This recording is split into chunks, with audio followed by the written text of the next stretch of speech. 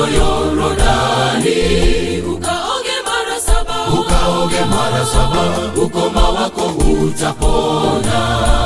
Elisha akamwambia Naamani, nenda ukajichovye mara saba kwa jina la Yesu, kwa jina la Yesu, Naamani akapona. Naamani kule mto Yordani, ukaoge mara saba, ukoma wako utapona. Elisha akamwambia Naamani, nenda ukajichovye mara saba kwa jina la Yesu, kwa jina la Yesu, Naamani akapona. Hata wewe umekuwa na ukoma wa kiroho, njoo ujichovye kwa Yesu kama Naamani. Usijali cheo ulio nayo duniani, hayo yote ni ubatili bila Yesu.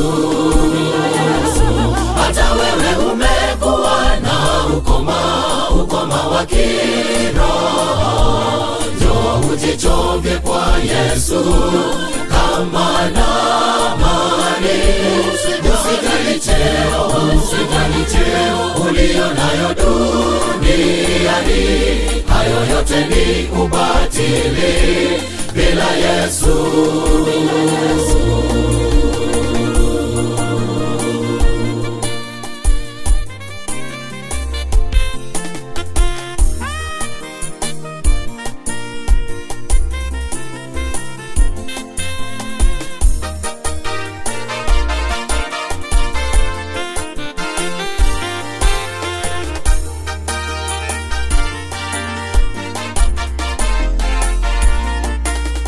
Kale yamepita na yatazama juu, nachuchumia wokovu wangu.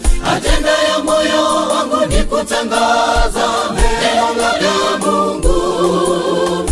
Hata wewe twende kwake, ili upate kuokoka kwa dhambi. Dhambi zako zikiwa nyingi, zitakuwa kama theluji.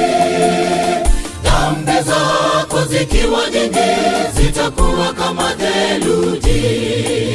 Ya kale yamepita na yatazama juu, nachuchumia wokovu wangu. Ajenda ya moyo wangu ni kutangaza neno la Mungu.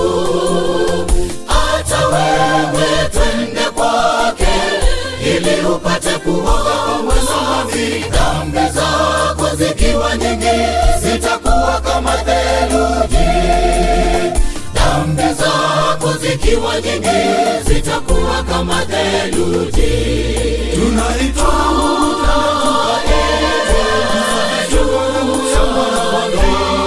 tuondolewe dhambi na tuwe tayari kumlaki Mwokozi. Tunaitwa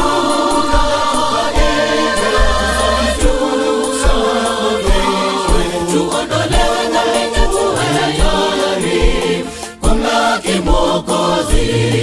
Tunaitwa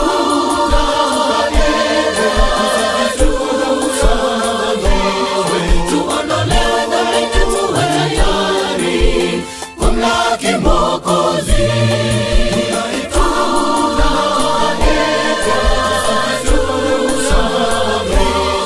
Tuondolewe dhambi na tuwe tayari kumlaki Mwokozi.